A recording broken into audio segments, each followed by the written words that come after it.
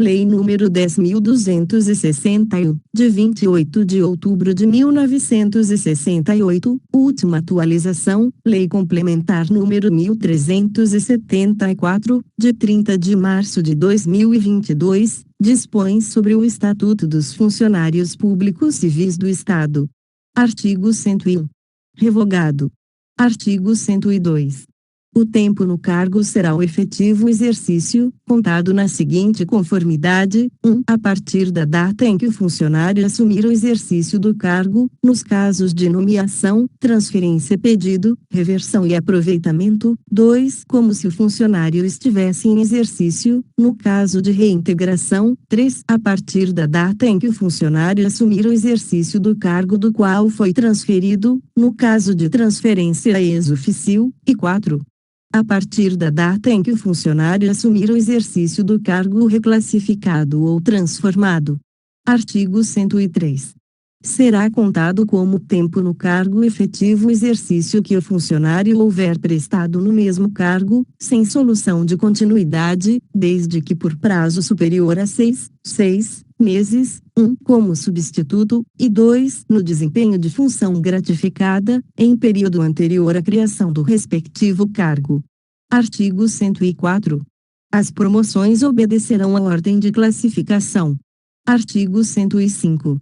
Haverá em cada Secretaria de Estado uma comissão de promoção que terá as seguintes atribuições: 1. Eleger o respectivo presidente. 2. Decidir as reclamações contra a avaliação do mérito, podendo alterar, fundamentalmente, os pontos atribuídos ao reclamante ou a outros funcionários. 3. Avaliar o mérito do funcionário quando houver divergência igual ou superior a 20 pontos entre os totais atribuídos pelas autoridades avaliadoras. 4. Propor à autoridade competente a penalidade que couber ao responsável pelo atraso na expedição e remessa do boletim de promoção, pela falta de qualquer informação ou de elementos solicitados, pelos fatos de que decorram irregularidade ou parcialidade no processamento das promoções. 5. Avaliar os títulos e os certificados de cursos apresentados pelos funcionários. E 6. Dar conhecimento aos interessados mediante a fichação na repartição. 1. Das alterações de pontos feitos nos boletins de promoção, e 2. Dos pontos atribuídos pelos títulos e certificados de cursos. Artigo 106. No processamento das promoções cabem as seguintes reclamações: 1. Da avaliação do mérito, e 2. Da classificação final. Parágrafo 1. Da avaliação do mérito podem ser interpostos pedidos de reconsideração e recurso, e, da classificação final, apenas recurso. Parágrafo 2. Terão efeito suspensivo as reclamações relativas à avaliação do mérito. Parágrafo 3. Serão estabelecidos em regulamento as normas e os prazos para o processamento das reclamações de que trata este artigo. Artigo 107.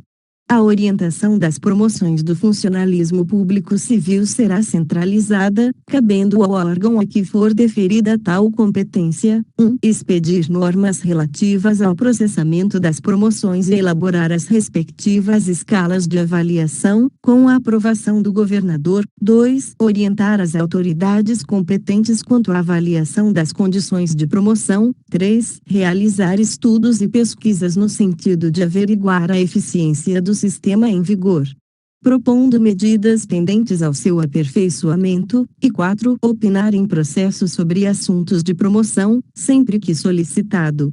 Título 4. Dos direitos e das vantagens de ordem pecuniária. Capítulo 1. Do vencimento e da remuneração. Seção 1. Disposições gerais. Artigo 108. Vencimento é a retribuição paga ao funcionário pelo efetivo exercício do cargo, correspondente ao valor do respectivo padrão fixado em lei, mais as vantagens a ele incorporadas para todos os efeitos legais. Artigo 109. Remuneração é a retribuição paga ao funcionário pelo efetivo exercício do cargo, correspondente a 2/3 do respectivo padrão, mais as cotas ou porcentagens que, por lei, lhe tenham sido atribuídas e as vantagens pecuniárias a ela incorporadas. Artigo 110. O funcionário perderá 1. O vencimento ou remuneração do dia, quando não comparecer ao serviço. 2. 1/3 do vencimento ou remuneração diária, quando comparecer ao serviço dentro da hora seguinte à marcada para o início do expediente ou quando dele retirar-se dentro da última hora. Parágrafo 1. Revogado. Parágrafo 2. No caso de faltas sucessivas, justificadas ou injustificadas, os dias intercalados domingos, feriados e aqueles em que não haja expediente serão computados exclusivamente para efeito de desconto do vencimento ou remuneração. Parágrafo 3. Não se aplica o disposto no caput deste artigo às hipóteses de compensação de horas previstas no parágrafo único do artigo 117 desta lei. Parágrafo 4. O disposto no inciso 2 e no parágrafo 2º deste artigo não se aplicam aos integrantes do quadro do Magistério da Secretaria da Educação. Artigo 111. As reposições devidas pelo funcionário e as indenizações por prejuízos que causar a Fazenda Pública Estadual, serão descontadas em parcelas mensais não excedentes da 10ª parte do vencimento ou remuneração, ressalvados os casos especiais previstos neste Estatuto. Artigo 112. Só será admitida a procuração para efeito de recebimento de quaisquer importâncias dos cofres estaduais, decorrentes do exercício do cargo, quando o funcionário se encontrar fora da sede ou comprovadamente impossibilitado de locomover-se. Artigo 113. O vencimento, remuneração ou qualquer vantagem pecuniária atribuídos ao funcionário, não poderão ser objeto de arresto, sequestro ou penhora, salvo, 1. Quando se tratar de prestação de alimentos, na forma da lei civil, e 2. Nos casos previstos no capítulo 2 do título 6 deste Estatuto. Artigo 114.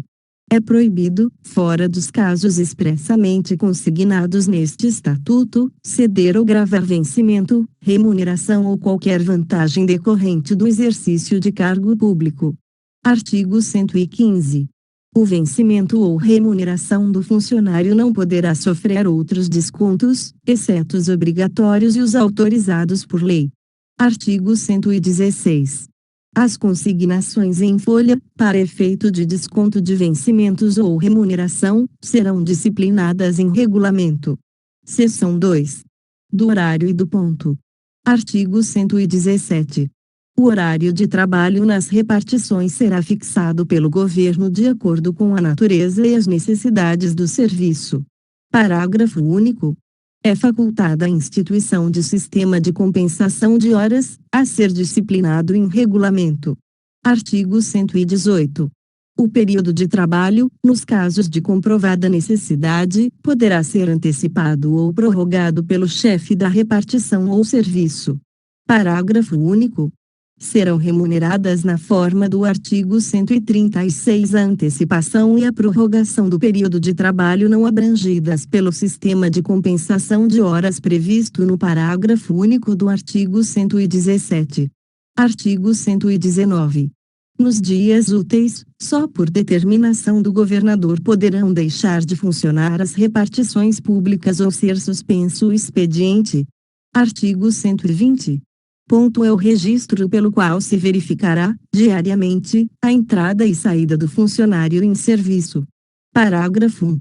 Para registro do ponto serão usados, de preferência, meios mecânicos. Parágrafo 2. É vedado dispensar o funcionário do registro do ponto, salvo os casos expressamente previstos em lei. Parágrafo 3. A infração do disposto no parágrafo anterior determinará a responsabilidade da autoridade que tiver expedido a ordem, sem prejuízo da ação disciplinar cabível. Artigo 121. Para o funcionário estudante, conforme dispuser o regulamento, poderão ser estabelecidas normas especiais quanto à frequência ao serviço. Artigo 122. O funcionário que comprovar sua contribuição para banco de sangue mantido por órgão estatal ou paraestatal, ou entidade com a qual o Estado mantenha convênio, fica dispensado de comparecer ao serviço no dia da doação. Artigo 123. Apurar-se-á a frequência do seguinte modo: 1 pelo ponto, e 2 pela forma determinada, quanto aos funcionários não sujeitos a ponto. Capítulo 2. Das vantagens de ordem pecuniária. Seção 1. Disposições gerais. Artigo 124. Além do valor do padrão do cargo, o funcionário só poderá receber as seguintes vantagens pecuniárias: 1. Adicionais por tempo de serviço, 2. Gratificações, 3. Diárias, 4. Ajudas de custo, 5. Salário família e salário esposa, 6.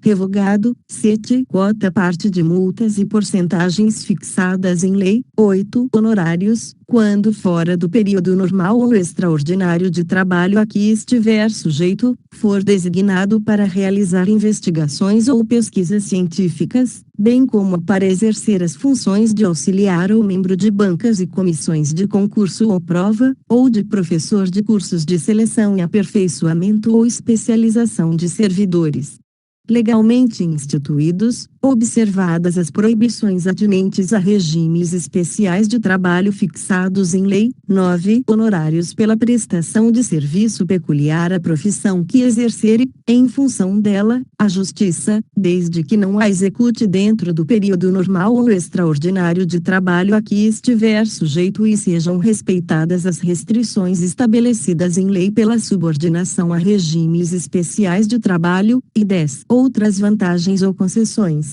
pecuniárias previstas em leis especiais ou neste Estatuto. Parágrafo 1. Excetuados os casos expressamente previstos neste artigo, o funcionário não poderá receber, a qualquer título, seja qual for o motivo ou forma de pagamento, nenhuma outra vantagem pecuniária dos órgãos do serviço público, das entidades autárquicas ou paraestatais ou outras organizações públicas, em razão de seu cargo ou função nos quais tenha sido mandado servir. Parágrafo 2. O não cumprimento do que preceitua este artigo importará na demissão do funcionário, por procedimento irregular, e na imediata reposição, pela autoridade ordenadora do pagamento, da importância indevidamente paga. Parágrafo 3. Nenhuma importância relativa às vantagens constantes deste artigo será paga ou devida ao funcionário, seja qual for o seu fundamento, se não houver crédito próprio, orçamentário ou adicional. Artigo 125. As porcentagens ou quotas partes, atribuídas em virtude de multas ou serviços de fiscalização e inspeção, só serão creditadas ao funcionário após a entrada da importância respectiva, a título definitivo, para os cofres públicos. Artigo 126. O funcionário não fará jus à percepção de quaisquer vantagens pecuniárias, nos casos em que deixar de perceber o vencimento ou remuneração, ressalvado o disposto no parágrafo único do artigo 160. Seção I. Dos adicionais por tempo de serviço. Artigo 127. O funcionário terá direito, após cada período de 5 anos, contínuos, ou não, a percepção de adicional por tempo de serviço, calculado à razão de 5%, sobre o vencimento ou remuneração, a que se incorpora para todos os efeitos. Artigo 128. A apuração do quinquênio será feita em dias e o total convertido em anos, considerados estes sempre como de 365 dias. Artigo 129. Vetado. Artigo 130. O funcionário que completar 25 anos de efetivo exercício perceberá mais a sexta parte do vencimento ou remuneração, a estes incorporada para todos os efeitos. Artigo 131. O funcionário que exercer cumulativamente cargos ou funções, terá direito aos adicionais de que trata esta seção, isoladamente, referentes a cada cargo ou a função. Artigo 132. O ocupante de cargo em comissão fará jus aos adicionais previstos nesta seção, calculados sobre o vencimento que perceber no exercício desse cargo, enquanto nele permanecer. Artigo 133. Ao funcionário no exercício de cargo em substituição aplica-se o disposto no artigo anterior. Artigo 134. Para efeito dos adicionais a que se refere esta seção, será computado o tempo de serviço, na forma estabelecida nos arts. 76 e 78. Seção 3. Das gratificações. Artigo 135. Poderá ser concedida a gratificação ao funcionário, 1. Pela prestação de serviço extraordinário, 2. Pela elaboração ou execução de trabalho técnico ou científico ou de utilidade para o serviço público, 3. A título de representação, quando em função de gabinete, missão ou estudo fora do Estado ou designação para função de confiança do governador, 4. Quando designado para fazer parte de órgão legal de deliberação coletiva, e 5. Outras que forem previstas em lei. Artigo 136. A gratificação pela prestação de serviço extraordinário será paga por hora de trabalho prorrogado ou antecipado com base na remuneração da hora normal de trabalho, acrescida de 50% do seu valor. Parágrafo único. A prestação de serviço extraordinário não poderá exceder a 2 horas diárias de trabalho. Artigo 137. É vedado conceder gratificação por serviço extraordinário, com o objetivo de remunerar outros serviços ou encargos. Parágrafo 1. O funcionário que receber importância relativa a serviço extraordinário que não prestou, será obrigado a restituí-la de uma só vez, ficando ainda sujeito à punição disciplinar. Parágrafo 2. Será responsabilizada a autoridade que infringir o disposto no caput deste artigo. Artigo 138. Será punido com pena de suspensão e, na reincidência, com a de demissão, a bem do serviço público, o funcionário, 1. Que atestar falsamente a prestação de serviço extraordinário, e 2. Que se recusar, sem justo motivo, a prestação de serviço extraordinário. Artigo 139. O funcionário que exercer cargo de direção não poderá perceber gratificação por serviço extraordinário. Parágrafo 1. O disposto neste artigo não se aplica durante o período em que subordinado de titular de cargo nele mencionado venha a perceber, em consequência do acréscimo da gratificação por serviço extraordinário, quantia que iguale ou ultrapasse o valor do padrão do cargo de direção. Parágrafo 2. Aos titulares de cargos de direção, para efeito do parágrafo anterior, apenas será paga gratificação por serviço extraordinário correspondente à quantia a esse título percebida pelo subordinado de padrão mais elevado. Artigo 140. A gratificação pela elaboração ou execução de trabalho técnico ou científico, ou de utilidade para o serviço, será arbitrada pelo governador, após sua conclusão. Artigo 141.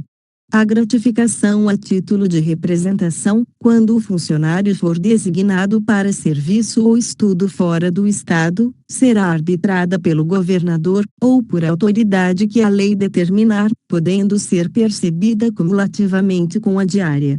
Artigo 142.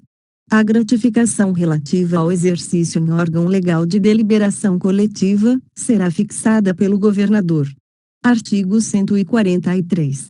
A gratificação de representação de gabinete, fixada em regulamento, não poderá ser percebida cumulativamente com a referida no inciso 1 do artigo 135. Seção 4. Das diárias. Artigo 144. Ao funcionário que se deslocar temporariamente da respectiva sede, no desempenho de suas atribuições, ou em missão ou estudo, desde que relacionados com o cargo que exerce, poderá ser concedida, além do transporte, uma diária a título de indenização das despesas de alimentação e pousada. Parágrafo 1. Não será concedida diária ao funcionário removido ou transferido, durante o período de trânsito. Parágrafo 2. Não caberá a concessão de diária quando o deslocamento de funcionário constituir exigência permanente do cargo ou função. Parágrafo 3. Entende-se por sede e município onde funcionário tem exercício. Parágrafo 4. O disposto no caput deste artigo não se aplica aos casos de missão ou estudo fora do país. Parágrafo 5. As diárias relativas aos deslocamentos de funcionários para outros estados e Distrito Federal serão fixadas por decreto. Artigo 145. O valor das diárias será fixado em decreto. Artigo 146. A tabela de diárias, bem como as autoridades que as concederem, deverão constar de decreto. Artigo 147. O funcionário que indevidamente receber diária, será obrigado a restituí-la de uma só vez, ficando ainda sujeito à punição disciplinar. Artigo 148. É vedado conceder diárias com o objetivo de remunerar outros encargos ou serviços. Parágrafo único. Será responsabilizada a autoridade que infringir o disposto neste artigo. Seção 5. Das ajudas de custo. Artigo 149. A juízo da administração, poderá ser concedida a ajuda de custo ao funcionário que no interesse do serviço passar a ter exercício em nova sede. Parágrafo 1. A ajuda de custo destina-se a indenizar o funcionário das despesas de viagem e de nova instalação. Parágrafo 2. O transporte do funcionário e de sua família compreende passagem e bagagem e correrá por conta do governo. Artigo 150. A ajuda de custo, desde que em território do país, será arbitrada pelos secretários de Estado, não podendo exceder importância correspondente a 3 vezes o valor do padrão do cargo. Parágrafo único. O regulamento fixará o critério para o arbitramento, tendo em vista o número de pessoas que acompanham o funcionário, as condições de vida na nova sede, a distância a ser percorrida, o tempo de viagem e os recursos orçamentários disponíveis. Artigo 151. Não será concedida a ajuda de custo, 1. Ao funcionário que se afastar da sede ou a ela voltar, em virtude de mandato eletivo, e 2. Ao que for afastado junto a outras administrações. Parágrafo único. O funcionário que recebeu ajuda de custo, se for obrigado a mudar de sede dentro do período de 2 anos, poderá receber, apenas, 2 terços, do benefício que lhe caberia. Artigo 152. Quando o funcionário for incumbido de serviço que o obrigue a permanecer fora da sede por mais de 30 dias, poderá receber ajuda de custo sem prejuízos das diárias que lhe couberem. Parágrafo único. A importância dessa ajuda de custo será fixada na forma do artigo 150, não podendo exceder a quantia relativa a uma vez o valor do padrão do cargo. Artigo 153. Restituirá a ajuda de custo que tiver recebido, 1. O funcionário que não seguir para a nova sede dentro dos prazos fixados, salvo motivo independente de sua vontade, devidamente comprovado sem prejuízo da pena disciplinar cabível. 2. O funcionário que, antes de concluir o serviço que lhe foi cometido, regressar da nova sede, pedir exoneração ou abandonar o cargo. Parágrafo 1.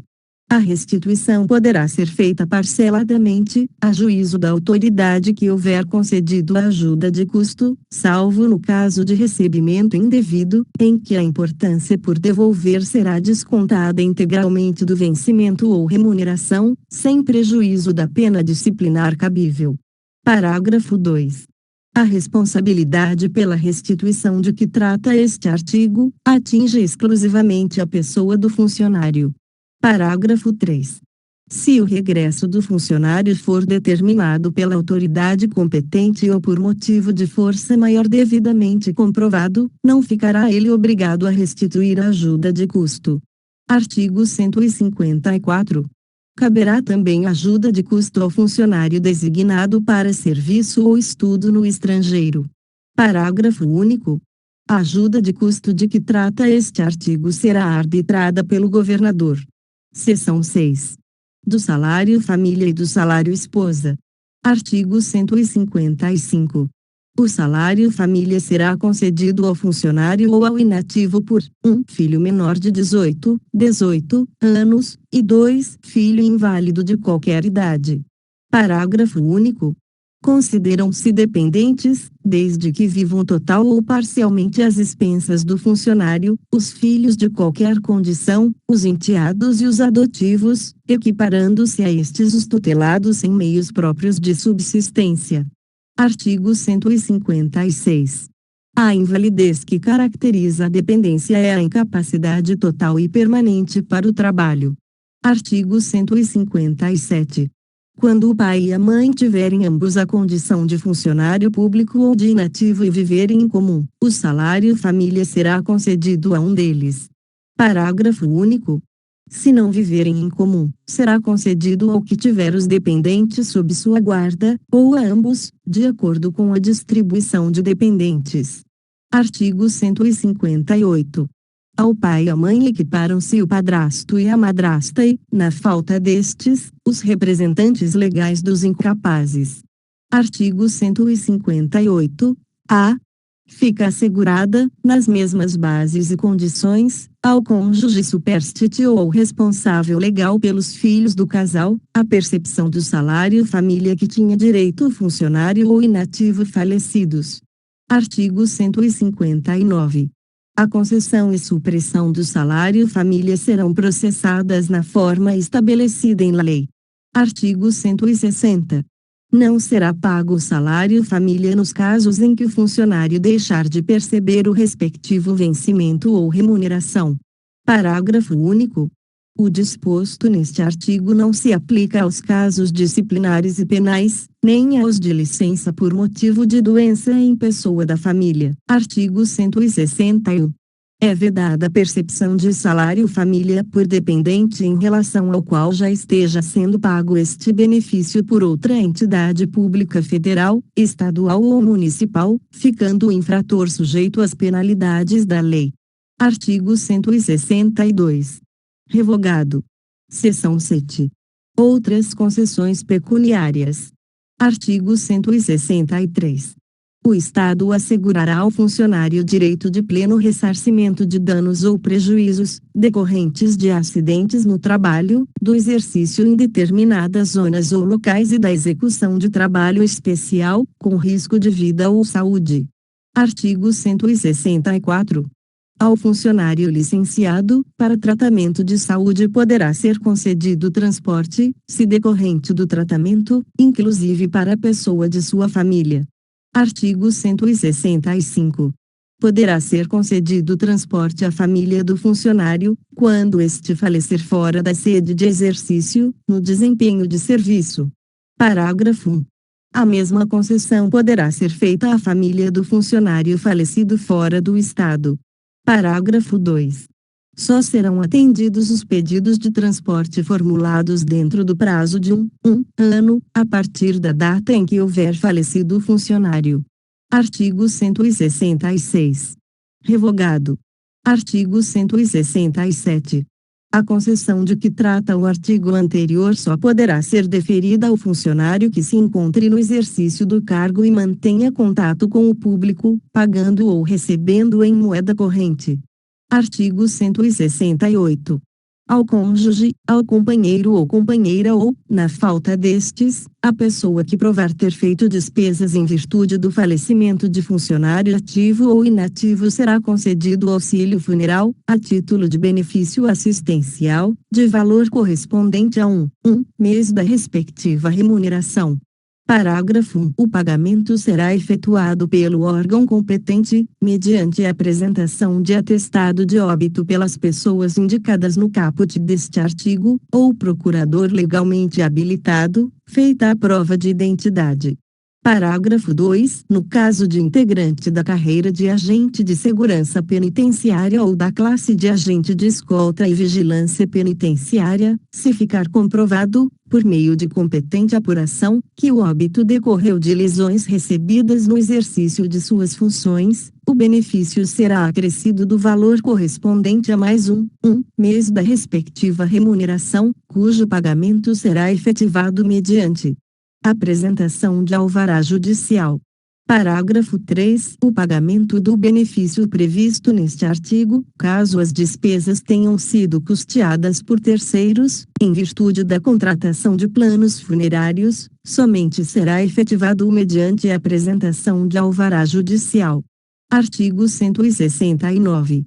O governo do Estado poderá conceder prêmios em dinheiro, dentro das dotações orçamentárias próprias, aos funcionários autores dos melhores trabalhos, classificados em concursos de monografias de interesse para o serviço público. Artigo 170. Revogado.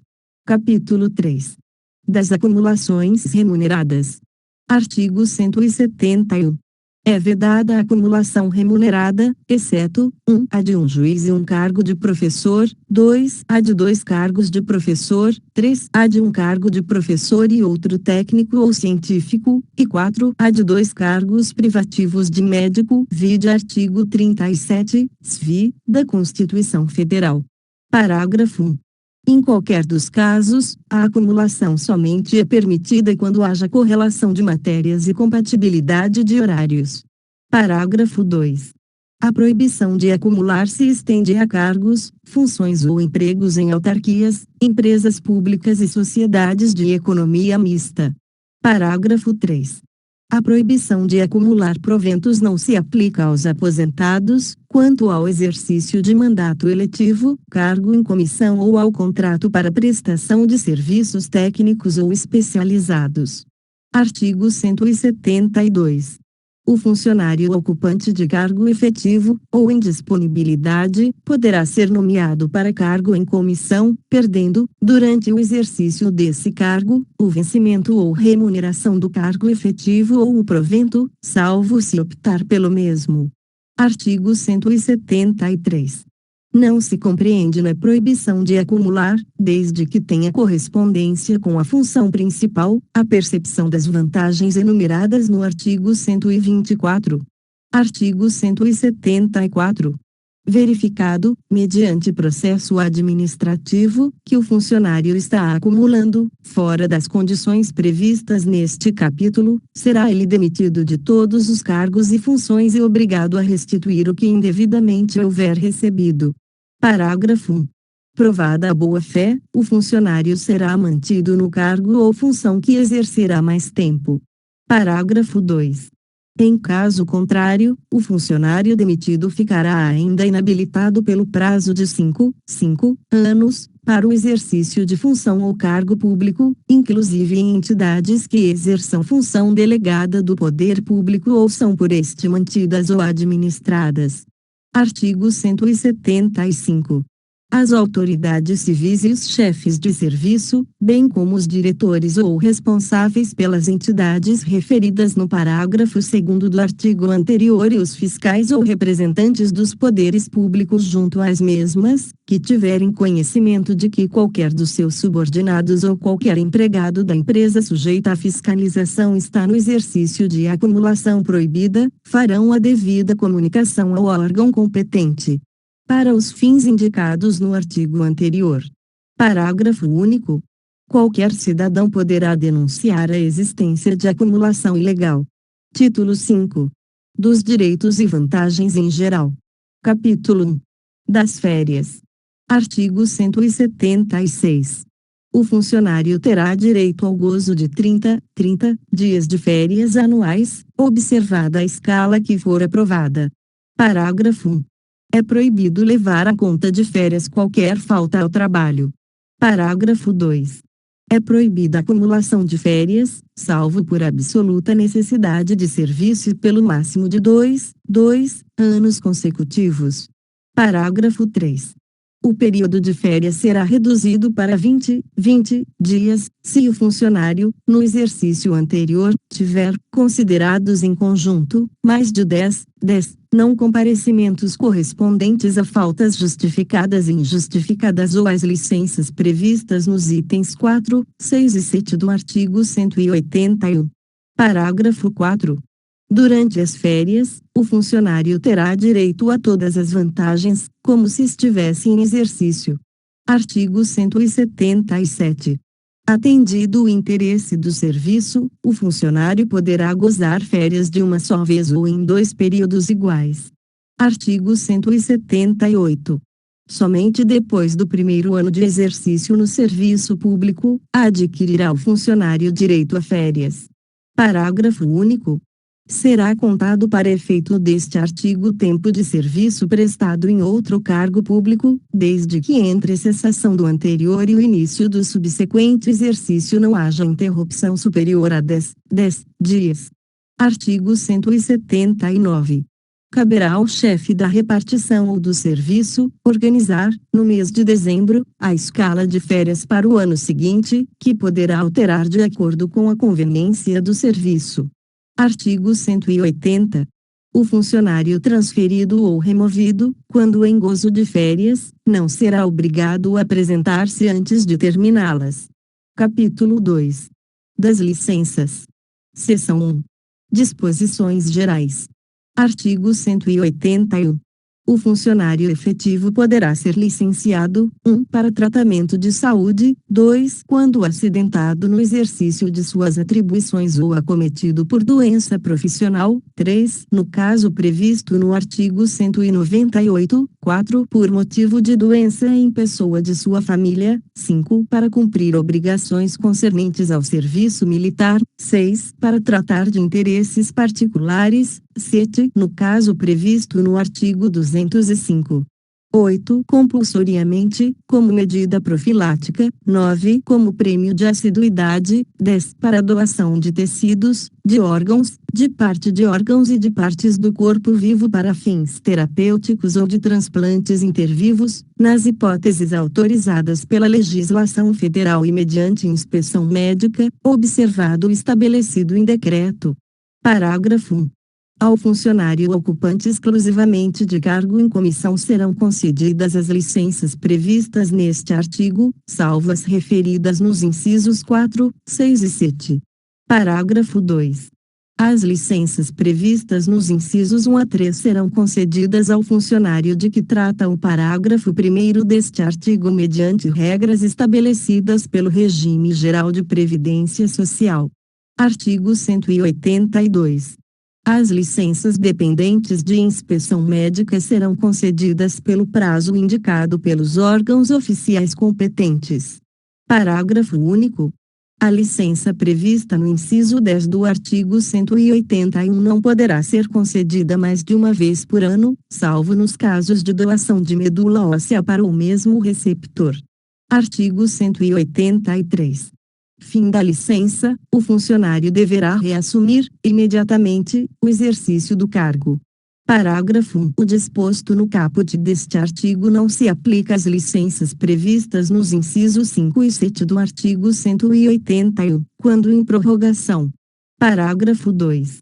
A infração do disposto no caput deste artigo importará a perda total do vencimento ou remuneração correspondente ao período de ausência e, se esta exceder 15 dias consecutivos, ficará o funcionário sujeito à pena de demissão por inassiduidade. Artigo 184. O funcionário licenciado nos termos dos itens 1 a 4 do artigo 181 é obrigado a reassumir o exercício, se for considerado apto em inspeção médica realizada ex officio ou se não subsistir a doença na pessoa de sua família. Parágrafo único. O funcionário poderá desistir da licença, desde que em inspeção médica fique comprovada a cessação dos motivos determinantes da licença. Artigo 185. As licenças previstas nos incisos 1, 2 e 4 do artigo 181 não serão concedidas em prorrogação, cabendo ao funcionário ou à autoridade competente ingressar, quando for o caso, com um novo pedido. Artigo 186.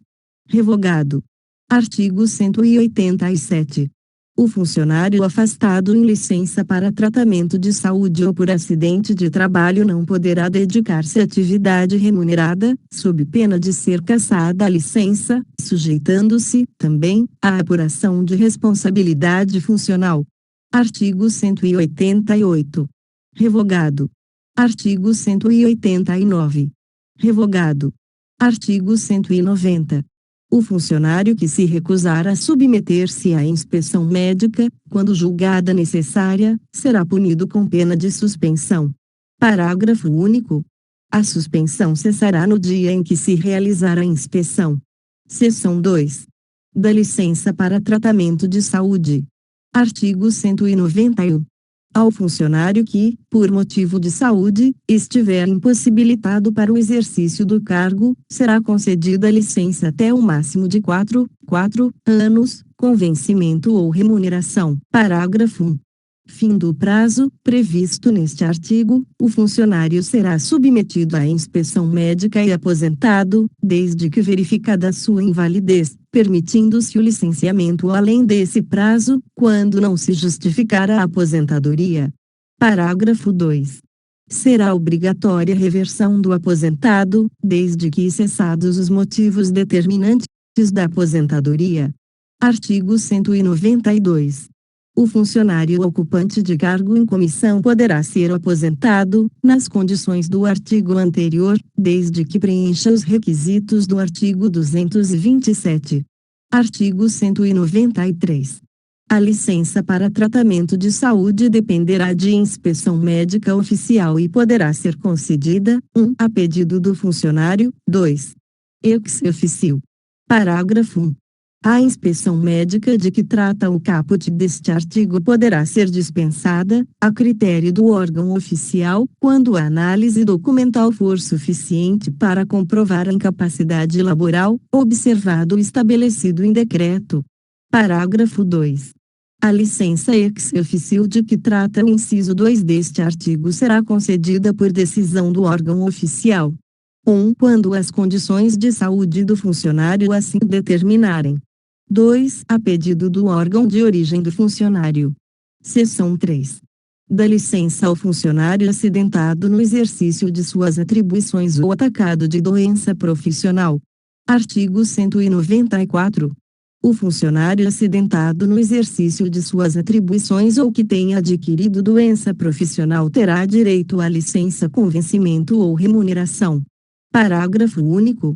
Considera-se também acidente 1. Agressão sofrida e não provocada pelo funcionário, no exercício de suas funções. 2. A lesão sofrida pelo funcionário, quando em trânsito, no percurso usual para o trabalho. Artigo 195.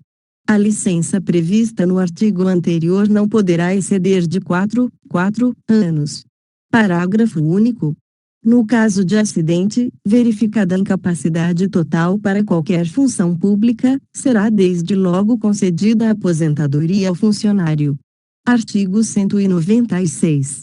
A comprovação do acidente, indispensável para a concessão da licença, será feita em procedimento próprio, que deverá iniciar-se no prazo de 10 dias, contados da data do acidente.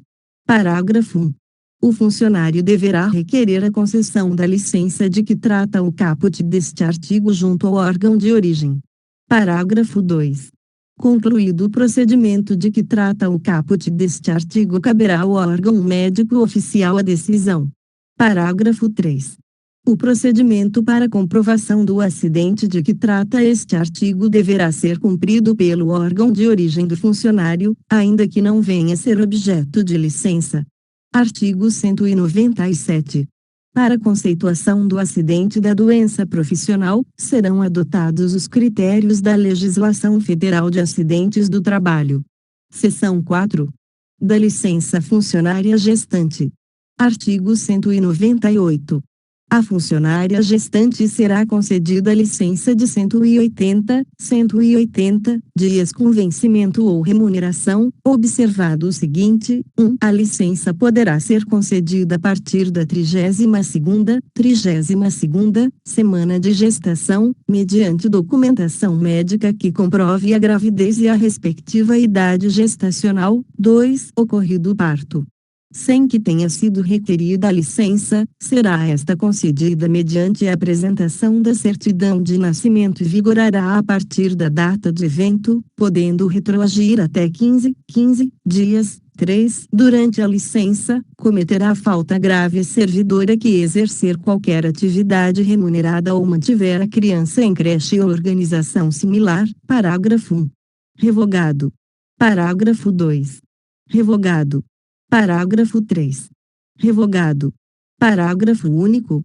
No caso de natimorto, será concedida a licença para tratamento de saúde, a critério médico, na forma prevista no artigo 193. Seção 5. Da licença por motivo de doença em pessoa da família. Artigo 199. O funcionário poderá obter licença, por motivo de doença do cônjuge de parentes até segundo grau. Parágrafo 1. Provar-se-á a doença em inspeção médica na forma prevista no artigo 193. Parágrafo 2. A licença de que trata este artigo será concedida com vencimentos ou remuneração até um mês e com os seguintes descontos. De 1/3, 1/3, quando exceder a um mês até 3. 2, 2/3, 2/3, quando exceder a 3, até 6. 3, sem vencimento ou remuneração do 7º ao 20º mês. Parágrafo 3. Para os efeitos do parágrafo 2º deste artigo, serão somadas as licenças concedidas durante o período de 20 meses, contado da primeira concessão. Seção 6. Da licença para atender a obrigações concernentes ao serviço militar. Artigo 200. Ao funcionário que for convocado para o serviço militar e outros encargos da Segurança Nacional, será concedida licença sem vencimento ou remuneração.